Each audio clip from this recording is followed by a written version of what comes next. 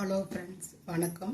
நம்ம இப்போ வந்து இட்லி தோசை எல்லாத்துக்குமே நம்ம வந்து சூப்பரான ஒரு தக்காளி பஜ்ஜி செய்யலாங்க. அது ரொம்ப நல்லாயிருக்கும். அது சாதத்தோடு பிசைஞ்சு சாப்பிட்றதுக்கு நல்லாயிருக்கும், இட்லி தோசையோடையும் சாப்பிட்றதுக்கு நல்லாயிருக்கும், கோதுமை தோசைக்கும் சூப்பராக இருக்குங்க. அது எப்படி செய்யலான்னு பார்க்கலாம் பாருங்கள். குக்கர் வச்சுட்டோம். குக்கரில் வந்து தண்ணி ஒரு ஒரு டம்ளர் தண்ணி ஊற்றிட்டுங்க. அதில் நம்ம கொஞ்சம் மஞ்சத்தூள் சேர்த்துக்கிட்டோம்.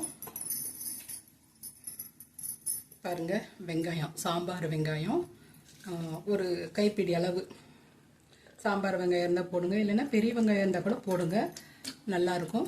ஒரு வெங்காயம் போட்டுக்கிட்டோம். காஞ்ச மிளகாய் ஒரு 3 காஞ்ச மிளகாய், ஒரு 3 பச்சை மிளகாங்க போட்டுக்கிட்டோம். காரத்துக்கு தகுந்த மாதிரி நீங்கள் போட்டுக்கோங்க. 2 தக்காளி கட் பண்ணி வச்சுருக்கேன், தக்காளியும் போட்டுக்கலாம். கத்திரிக்காய் உங்களுக்கு தேவையான அளவு போட்டுக்கலாம். நான் 4-5 கத்திரிக்காய் போட்டிருக்கேங்க. இது 4-5 பேர் வந்து இந்த தக்காளி பஜ்ஜி கத்திரிக்காய் பஜ்ஜி வந்து சாப்பிட்லாங்க. இப்போ வந்து இதில் கொஞ்சம் வந்து மிளகாத்தூளும் சேர்த்துக்கலாங்க. மிளகாத்தூளும் சேர்த்துக்கிட்டோம்னா இன்னும் நல்லா இருக்குங்க. சும்மா கொஞ்சமாக மிளகாத்தூள், ஒரு சின்ன சைஸ் புளிங்க, சின்ன சைஸ் புளி வந்து நார்லாம் எடுத்துட்டு புளி போட்டுக்கலாம். இதுக்கு வந்து உப்பு தேவையான அளவு போட்டுக்கோங்க. அப்புறம் பார்த்துக்கிட்டு நீங்கள் உப்பு போட்டுக்கோங்க. இப்போ இது நல்லா ஒரு 2-3 விசில் வரட்டுங்க. 3 விசில் வந்து நம்ம வந்து பார்க்கலாம்.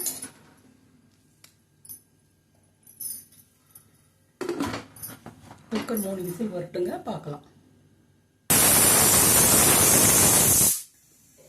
குக்கர் 3 விசில் வந்துருச்சுங்க. நம்ம ஆஃப் பண்ணிட்டோம். இப்போ வந்து கோதுமை சொல்லலாங்க. பாருங்கள், கோதுமை தோசைக்கு நம்ம வந்து ஸ்டவ்வில் வந்து தோசைக்கல் வச்சுட்டோம். ஒரு பெரிய வெங்காயம் மாவில் வந்து நல்லா இது சின்ன சின்னதாக பொடி பொடியாக கட் பண்ணி நல்லா உதுத்து விட்டுக்கலாம். வெறும் மாவு சொல்கிறத விட இந்த வெங்காயம் போட்டு வச்சுட்டா ரொம்ப டேஸ்ட்டு ரொம்ப நல்லா இருக்குங்க.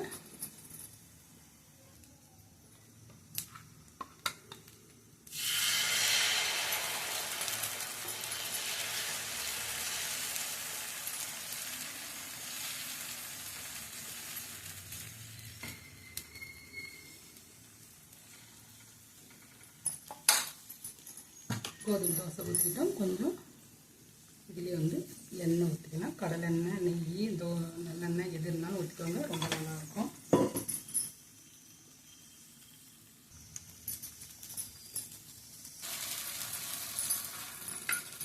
கத்திரிக்காய் பாருங்கள், நம்ம 3 விசில் விட்டோம். நல்லா சூப்பராக வந்து வெந்துருச்சு. இப்போ வந்து இது நல்லா நைஸாக நம்ம கடைஞ்சி எடுத்து தாளிச்சிடலாம். பாருங்கள், கோதுமை தோசை சுட்டு எடுத்துட்டோம். இப்போ வந்து கத்திரிக்காய் பஜ்ஜியும் நம்ம வந்து கடைஞ்சிட்டோங்க.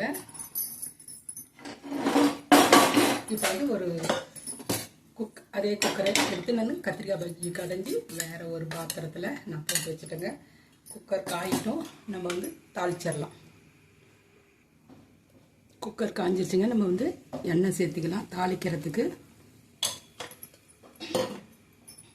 எண்ணெய் காஞ்சதுமே நம்ம கடுகு, உளுத்தம்பருப்பு, சும்மா கொஞ்சம் சீரகம் சேர்த்துக்கலாம். சும்மா ஒரு பிஞ்சு சீரகம் சேர்த்துக்கிட்டா போதுங்க. 2 பெருங்காயமும் அதுலேயே நான் வந்து போட்டிருக்கேன். பெருங்காயமும் போடுங்க, தூள் பெருங்காயமும் போடுங்க, இல்லைன்னா வந்து கத்தி பெருங்காயம் போட்டுப்பாங்க, நல்லாயிருக்கும்.